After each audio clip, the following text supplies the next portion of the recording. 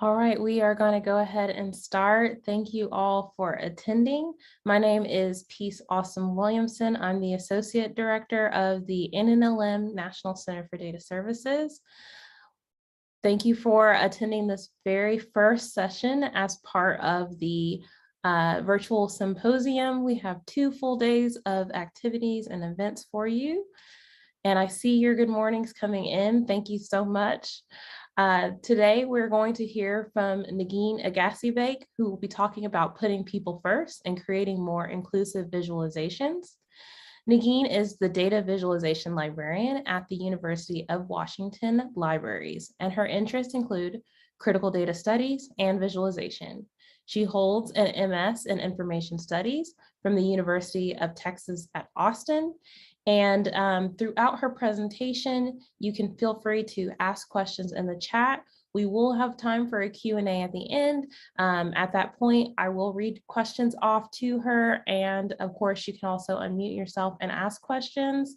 Until then, please remain muted and post your questions to the chat. Also, if you would like captioning, please click the CC button down at the bottom, and you can click show subtitles so that you have live captioning throughout this session. The session is being recorded and it will be made available after the symposium for 30 days on the symposium website. After that, all of the recordings will be transferred to the NNLM YouTube channel for later viewing. So without further ado, I will hand it over to Negeen. Thanks so much, Peace, for the introduction, and thanks so much to you all. I'm really excited to be here today. And yeah, like Peace said, I'm just going to be walking through some core concepts around inclusive data visualization. But before I begin, I'd like to first acknowledge that I work and live on the land and shared waters of the Coast Salish peoples who have resided here since time immemorial and reside and thrive here still. And I really do recognize that conversations about decolonization have to include discussions about land repatriation, and I'm still working on how to move that needle forward. But in the meantime, as someone who works with data and creates visualizations, I'm thinking about the ways in which the data community, including myself in my position, can really work to resist these systems of oppression. And there are a lot of ways to take action, and one of those ways is through more inclusive data practices, like we'll be talking about. Abigail Echohawk from the Urban Indian Health Institute, which is a tribal epidemiology center, says that one of the ways that there is a continuing genocide against American Indians / Alaska Natives is through data. When we are invisible in the data, we no longer exist. When I see an asterisk that says not statistically significant, or they lump us together with Pacific Islanders and Asian Americans, you can't lump racial groups together. That is bad data practice. This is just one example of some of the issues around data practices that I'll be talking about today. And in the first half, I'm first just going to set up some framing for having these conversations. So the first half will be a bit more theoretical, a little more abstract in nature. And in the second half, I'll share some more concrete visualization tips that can help with just being more inclusive in our practices. This approach to data by Georgia Lupi, who, in case you were familiar with it, is one half of the Dear Data series, really speaks to a lot of what we'll be talking about. She writes that data represents real life. It is a snapshot of the world in the same way that a picture catches a moment in time. Numbers are always placeholders for something else, a way to capture a point of view, but sometimes this can get lost. Failing to represent these limitations and nuances and blindly putting numbers in a chart is like reviewing a movie by analyzing the chemical properties of the cellulose on which the images were recorded. And Lupi's perspective here really demonstrates how how data are really just in some ways proxies or discrete data points of real people and places, that data points do not fully represent people and that people can't be reduced just to some data points. But when we work with data, we often abstract it further and further away from that whole person, right? So we say that we wrangle data or we normalize data, we clean it, we tidy it, we prepare it. And all of these methods ultimately put the people who are behind the data a lot of steps away from what might be represented. And this comic by Mona Chalabi, who is a data artist and journalist, really demonstrates this experience. So in the top panel, the government survey is being presented, presumably using racial categories from the US Census, and it only offers 4 choices: white, black, Hispanic, and Asian. Chalabi is in the second panel and seems really distressed about which option to choose, since she identifies as Arab and is actually not represented in the choices. So you can see where if this data were being used to promote equity or social justice or make any decisions around health or government spending or something, some people can really fall through the cracks and not be seen in the data. I just want to emphasize here that how we define things really matters. When creating visualizations, we'll often try to collapse groups or aggregate different pieces in order to make a visualization appealing or minimal, or for very good reasons, like not wanting to identify people, right? So I think there's a lot of reasons why we do this. But the decisions we make and how we do that can really impact the interpretation and analysis of our visualizations. So when we look at how the United States defines race, for example, we see that white actually is composed of really large groups of people who likely have different lived experiences, bodies, and histories, right? So this includes Middle Eastern people and people from North Africa, right? And given the complexity of race and ethnicity, these few categories that are listed here, so white, Black or African American, American Indian or Alaska Native, Asian, Native Hawaiian or other Pacific Islander, and the relatively new some other race category, these seem really simple in comparison to the complexity that we know exists with race and ethnicity. This oversimplification makes it very easy for computers to process and to make some really wide comparisons or generalizations. But what it really also does is fail to recognize the full depth of individual histories and identities. So going back to the comic and the Instagram post that accompanied it, Shalabi wrote, "There is a long history of excluding categories like Arab or Middle Eastern and North African from government surveys. But things look like they were finally going to change when Trump took office. If you exclude those groups from the US Census, a lot of Arabs might feel like there's no choice but to tick the white box, helping to artificially increase those numbers for political gain. And we're not talking about a small rounding error here. The Arab population in the US is estimated to be 2 million to 3.5 million people. And to add to what Shalabi says here, those numbers are artificially inflated because of the categories in the census, right? But there's also some erasure happening here, where someone who fits into a category such as Middle Eastern or North African is actually made invisible in the data. And a lot of organizations in the United States, including hospitals, health researchers, public health departments, universities, and a lot of other institutions will often use the census categories for race or census data itself, right? And end up participating in this erasure, even though it might be unintentional and likely almost always is unintentional. Another way that we see this happen is through othering in data. So for this example, I'm looking at a subset of demographic data in Washington counties.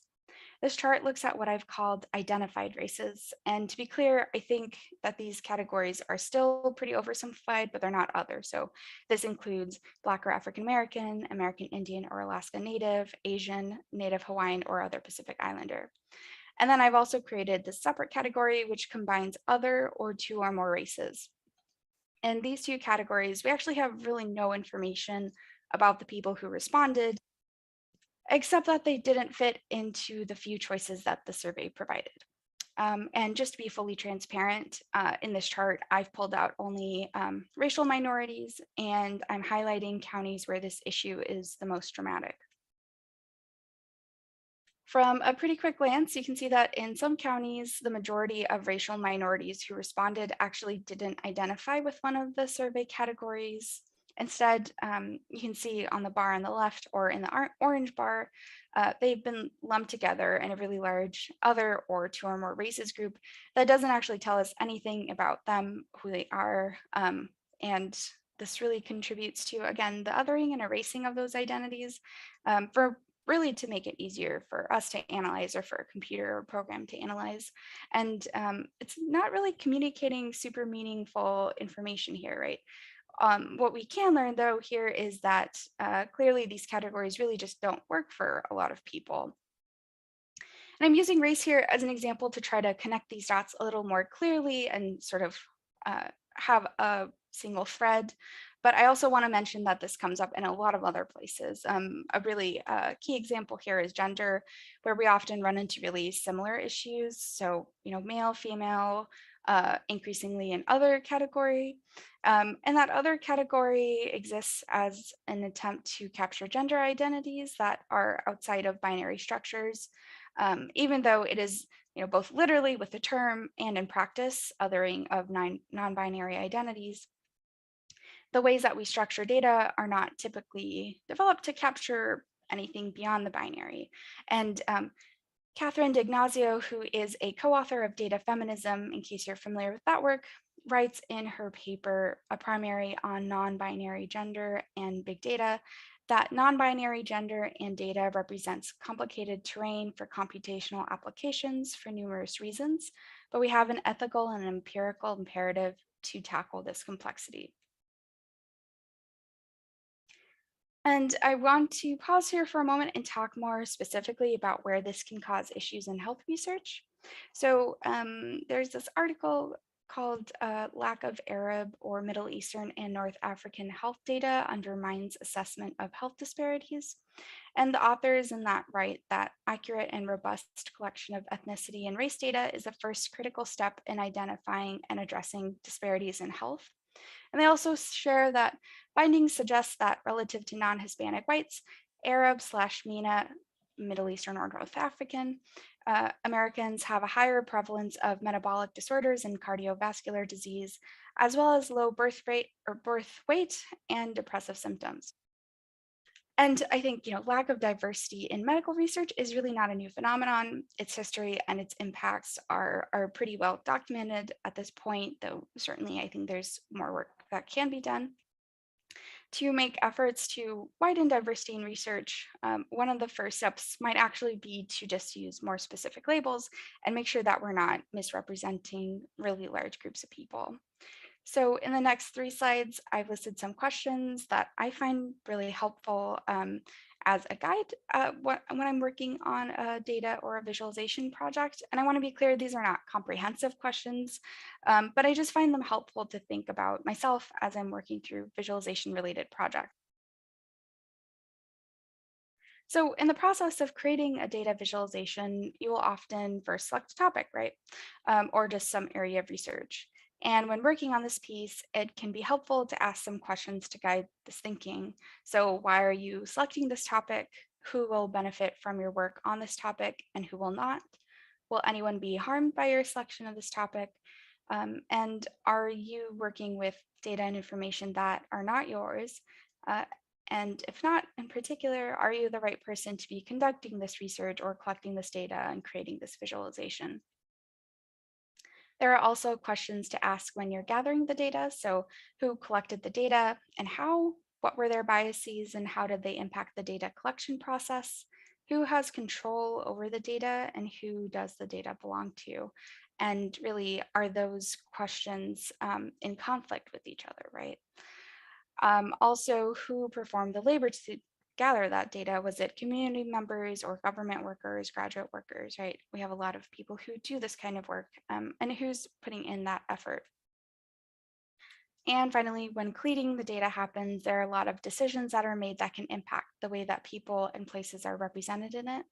It can be really important to ask who cleaned the data and how, and really to see if they documented their decisions when they cleaned the data, because those decisions that are made while cleaning can really erase certain groups of people and prioritize others. So it's just helpful to check in to see how people are being represented.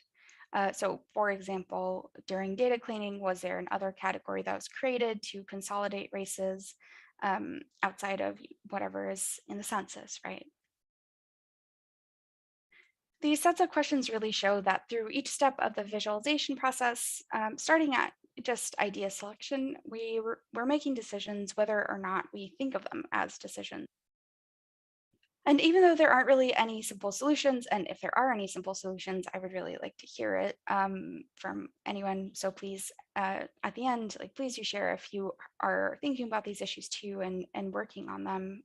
Um, I think there are still some steps that you can take to really try to bring forward the people in your data. And one of that is pretty straightforward, collaborating with others to make sure that you're bringing in more than just your own perspective. And if you can, sharing that data with the communities that you're working with throughout the process in ways that work best for them, ideally really from the beginning and with compensation. And if you're not collecting the data yourself, like if you're using secondary data sets and you can't find the perfect data set, developing a custom data set can also be really helpful. And you can pull in diverse data sources or primary and secondary sources of data, just other forms of data that you typically do not seek out.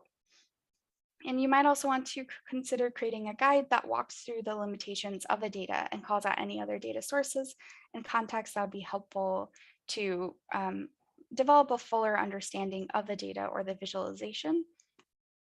It can also just help to be really transparent in the decisions that you make when you collect and analyze and visualize data. And I think it's totally okay to say, hey, this isn't how I would have done it in an ideal world. Here are these limitations, but here are the constraints I'm working under, and here are the decisions that, here are why I made these decisions. And I really made these decisions to try to minimize harm and be as clear as possible with the data, right? And that transparency is really a key piece.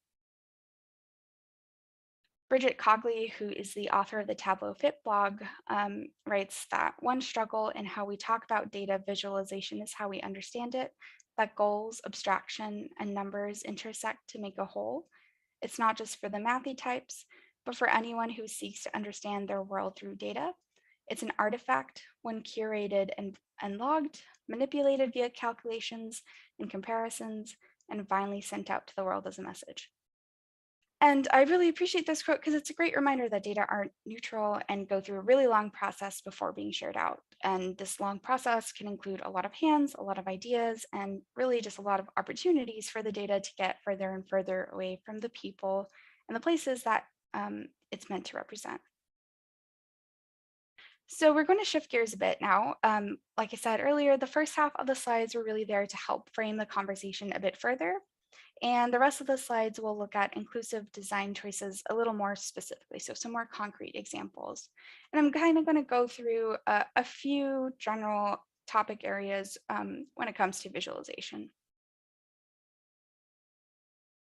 So icons and images show up a lot in visualizations, and I find it helpful just to remember that they're not immune from sociocultural influences and social and racial inequities. They can really reinforce stereotypes and normative structures if we're not careful with what we choose to show. For example, in the search for doctor and the Google Slides image search, the first two results that you see are very similar. But in the search for nurse, we see that the first two results show somewhat more gender diversity than the search for doctor, though neither are particularly racially diverse either. And none of this is new, right? There's an entire field, critical algorithm studies, that's dedicated to uncovering these kinds of issues. So for sure, I think if you're interested in this, reading more into that would be great. That's one of my goals for this year, is to read more into that. But again, images and icons do show up often in visualizations. So when you select them, it can really help to do a bit of digging to think more about what our images say about the values and messages we want to convey. So I'm just going to take a moment to do a quick activity. This is all on your own, no worries. You don't need to share anything if you don't want to. But if you have access to a device right now that you can search on, conduct a Google image search first just for CEO, and then for CEO United States. And if you notice any similarities or differences, please put them in the chat. So I'll just give a minute for us to do this and to look through the results. So I'm going to mute for just about 15-20 seconds.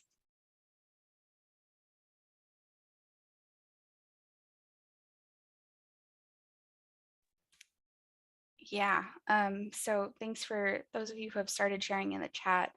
Um, yeah, and I want to also like point out that differences between um, the CEO and then the CEO United States. Someone mentioned, sorry, it's already scrolled past, but someone mentioned that the first search was a little more gender diverse, whereas the second search was not. It gets fairly less diverse. And I'm just going to, for anyone who wasn't able to conduct the search, I'm going to just quickly share what you would see. So CEO here, we see somewhat more gender diversity, maybe a little bit more racial diversity to an extent. Of course, like it's not perfect, but it's a little bit different. And then CEO United States, very different, right? This is a results from like maybe 10 years ago when you first searched CEO, right? And you have to scroll pretty far to see any sort of gender or racial diversity. And even that's fairly minimal, right? Yeah, and thank you all for engaging with this. And yes, second search was largely billionaires there, wasn't it? Yeah, thank you all so much for engaging with it. And I think this is an interesting problem that comes up. And again, tying this back to visualizations, it's just helpful to think about stereotypes that might be reinforced if we don't take the care to really critically examine what images or icons we're selecting. And there have been a lot of efforts, well, a lot's maybe a little generous, but there have been efforts lately to try to improve this, though it's, as you can tell, fairly limited at best. A study at the University of Washington shows that when searching for CEO in Google Images, there are more women who show up in the results than a few years ago. But as we saw, adding the United States to the search, that disappears, and it was largely men who were showing up in the results. And the research team noted that this issue held up for a number of other occupations. So that is one of the things that I found really interesting in preparing for this, and kind of recently discovered that, you know, maybe those efforts haven't quite gone as far as we hope. We'll also look at language here. So titles and labels are how a lot of readers of visualizations really enter a visualization. It provides framing and context, and that will help them understand really quickly what your visualization is about. Using accessible and inclusive language in titles and labels can really help to an overall more inclusive visualization. And there's this example where this didn't happen and caused a lot of harm. So when covering the 2020 US elections, CNN labeled Indigenous voters as something else in one of the charts that they displayed, in one of the tables that they displayed here. This is really a unfortunately good example of how language and labels can really harm and erase even really large groups of people. There are a lot of reasons why this decision might have been made, you know, maybe space on the table, maybe aesthetics, maybe building off of the census category of some other race. But whatever the reasoning was, this table shouldn't have used that label, right? And if you're interested in learning more about inclusive labels in terminology for Indigenous peoples, I've linked a resource created by the Native Americans in Philanthropy organization, and I'm happy to share that link after the session. The order of categories and stakeholder groups are really important as well. So, you know, what do the readers of your visualization see when they first look at it? And what they see first can really set the benchmark on which they judge other categories. So another example, going back to the census that we've been looking at throughout the past half hour, white is often the first option in the census, and that also often translates to being first in visualizations. And that can really create a divide between those who respond as white and other racial categories, again, because it sort of sets that up as a benchmark, particularly if we're looking at like really different sizes and those demographics as well. Some alternatives to categorizing by size are to categorize alphabetically, or what I really appreciate is by stakeholder group. And I think it can really help to think through who might be unrepresented or misrepresented or even overrepresented in your data. So, how is race being categorized? Is gender being presented as a binary? Who is othered? And I want to highlight COVID Black, which, and I'm pulling this from their About page, is an organization that recognizes the power of health data and information combined with critical and justice-oriented theoretical frameworks of Black studies, Black digital humanities, public humanities, health humanities, and public health to tell empowering stories about Black life that address racial health disparities.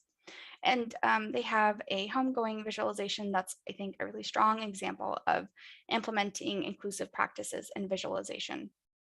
For example, they focus on their stakeholder group and names are sorted alphabetically, and they really focus on the human element of the data. So much of the past couple of years has consisted of data points, right? I think we've all been there. The number of COVID cases, number of hospitalizations, number of deaths, and maintaining the fact that those numbers are people and not just data points can be really difficult, especially as we're trying to move quickly and make decisions. But again, what I really like about this visualization is, and this project, is that it prioritizes people in the data stories, and it serves as both a visualization and a memorial. And again, pulling from their About page, they say, data is more than facts and statistics. Black health data represents life. I also want to call out this visualization, which is a part of a larger project published in the New York Times by Mona Chalabi. And it's called, I think, 100 New Yorkers.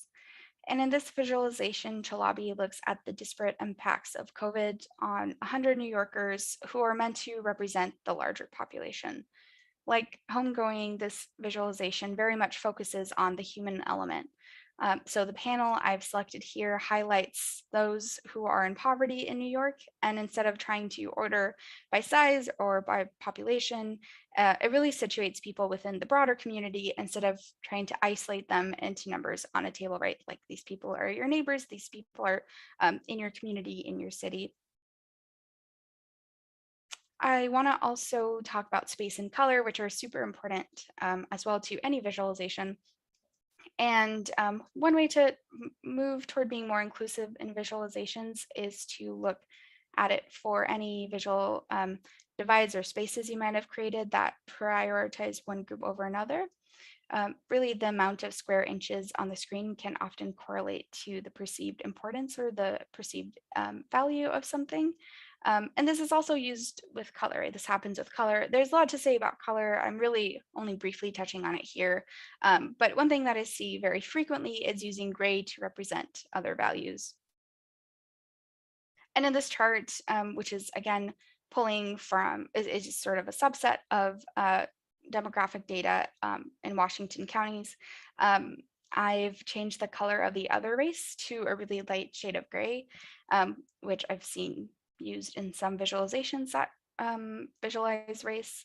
You might notice that this category now kind of blends into the background of the chart and is really almost invisible in some of the bars. And that can indicate a perceived lack of value of those who didn't identify with any of those other categories. And they're sort of in the middle and get lost in all the other data points. I also want to talk about mapping. I don't know, for those of you who are here today, if you do a lot of mapping, but if you do, or even if you're just reading a map, I think it's helpful to keep in mind that mapping is really political and historical and changes depending on the creator. When reading or creating a map, I think it's also helpful for me when I just think about, who created these borders, both historically and also in terms of who created the base layer of a map that I'm using, especially if I'm using an out of the box tool like Tableau, right? who's missing in the labels and who is invisible, who's made invisible based on the decisions around borders. And this map really, I think, helps share that point. So borders don't always represent people. And an example of this can be seen in this map created by the Kurdish Project. And it shows how the Kurdish people are distributed across 4 geopolitical borders, none of which are a Kurdish state. And there's a tension here between where people live, who they are, and how they are or are not represented on certain maps.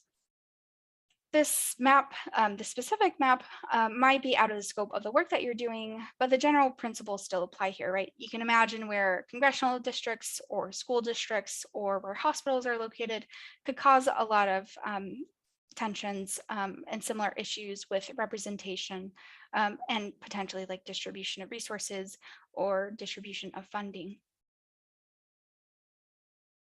I'm going to shift gears one more time and finish things off with a discussion about accessibility. So while accessibility is its own area of practice in visualization, I just want to be sure to highlight it here as a part of inclusion. Many visualization best practices are not often inclusive or accessible. So for example, one best practice that you may have heard and that I certainly heard as I was learning visualization was to have the least amount of ink on the screen as possible. And that's really in line with a lot of minimalist design aesthetics that are pretty popular with visualization these days. But this actually could make it more difficult for those who are using screen readers to pick up on language and context that might help better understand a visualization. Also, you can add alt text to images or charts and use more accessible colors. And that all together can help contribute to the overall accessibility of the visualization. And I think one key thing to keep in mind with accessibility is to make progress, even if it's not perfect, because nothing will ever be accessible to everyone. But making these relatively light changes can really improve accessibility. And I think particularly for anyone who does any rural health research or work, it can help to design around bandwidth. Visualizations that require high bandwidth internet might not be a really great option for community stakeholders who don't have access to that. So, maybe a lighter visualization or breaking down a visualization into smaller pieces is a better option. So I'm just going to walk through a quick comparison of 2 charts.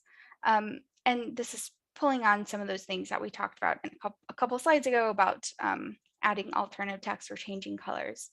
So in this chart, the only way to differentiate the lines on the chart and in the legend is by color, which is not particularly accessible for those who rely on other indicators to tell things apart. And that could lead to your visualization, to your chart colors looking like they blend together for some viewers of your visualization. But in this improved visualization, it uses colors as well as symbols in order to tell the data points apart. And really, you could probably just label directly on the lines, and that might be the easiest option. It also has a caption and descriptive titles and axes labels that make it easier for someone who's using a screen reader to interpret. So we've talked a lot about why and how to make visualizations more inclusive, but I haven't yet talked about the times when visualization maybe isn't the best option. Creating a visualization can take time, and it often requires specialized skills or tools that might not be easily attainable. But more importantly, there are times then when a visualization just might not communicate information in a more meaningful way than the data itself or sort of interpretations of the data just shared directly. And I'm sharing one last example here of a time where someone decided that a visualization or at least a traditional approach or a way of thinking about visualization was not the right way to go. Sarah Solbin had worked on a project called Trials, which was about a group of families with children who have a fatal disease. And so Solbin did a deep dive into the science and thought a lot about different chart types, ways to visualize the data that went along these individual stories, but really struggled to decide on which chart types and visualizations to use. And in this article about the project that Solbin wrote, it says that, or Solbin writes that I was in the middle of this huge project, juggling as fast and focused as I could, and I had this idea of a set of charts stuck in my head that kept resurfacing. And then as we were heading close to the deadline, I realized I couldn't do it. I failed.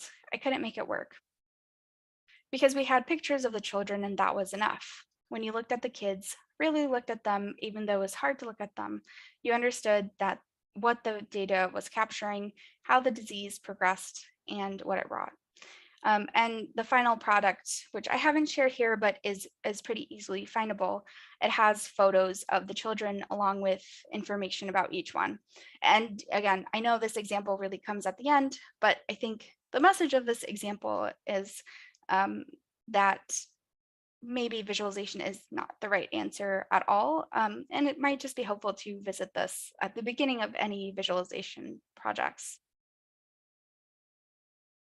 And I've included resources shared across these 3 slides, which again, happy to share separately. I know you all do not have access to the slides at the moment, but we can figure something out. I can share a list perhaps. And I think we have a few minutes left for any questions. All right, we have about 3 minutes left. So I have a question that was asked and I will start with that. So could you please provide an example of how alt text can be used for tables? This is a good question, and I think one that I have seen demonstrated by someone who was actually using a screen reader to look at a table.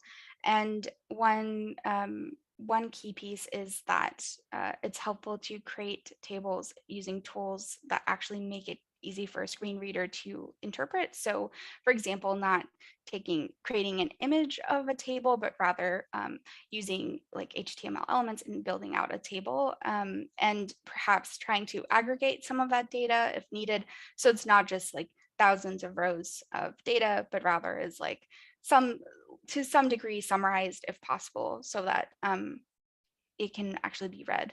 And I think there are a couple of recommendations for narrators and screen readers that you can use to try to practice with your own tables to see how that ends up. Thank you so much. We had a few questions about your slides, so we'll get those from you afterwards to be able to share along with the links that were present in the slides. We had conversation throughout. People were very impressed by a lot of your presentations and also shared the Algorithms of Oppression book written by, oh, well, now her name is escaping me. Safia Sophia Noble. Noble. Yeah. And All good. so there was one last question. We'll go ahead and ask it and close. Let me just make sure I'm not skipping any. Okay. It's from Kate asking, in the context of descriptive epi and modeling, researchers are often reusing data collected or generated by government agencies and don't have a lot of influence over the agency's approaches to handling population subgroups. Do you have any advice for this situation? Yeah, and actually, I've seen this question come up with a lot of different groups of people, with people in education, people in social work, right? A lot of groups depend on this data, and I think I maybe briefly mentioned this, but we'll elaborate a little bit more on that here. Is creating a guide or creating sort of a documentation around any decisions you make on how you work with the data can be really helpful. So, like I mentioned, like being transparent about, this isn't how I would do it necessarily, but here are my limitations and constraints. And doing research into how the data were collected, and again, any decisions made around that data can be really helpful. The government, to varying degrees of success, like different government portals will document those decisions or document how data were collected, and including that in both in the analysis and also in anything that you share out can be one way to address those issues. I know it's a complicated issue and there are definitely no easy answers, but just being honest about it, I think is really the way to go, because sometimes there are no other options, and that's okay too. It's still important work that has to get done. Very excellent presentation. Thank you so much. I just want to tell everyone, thank you for coming. We have our very first keynote, which is coming up next. It's by C. Daniel Mullins and DeJuan Patterson on trust in science and the impact of COVID-19. It is at 12 p.m. Eastern, so please make your quick break and join us for that session using the virtual symposium website. Have a wonderful day.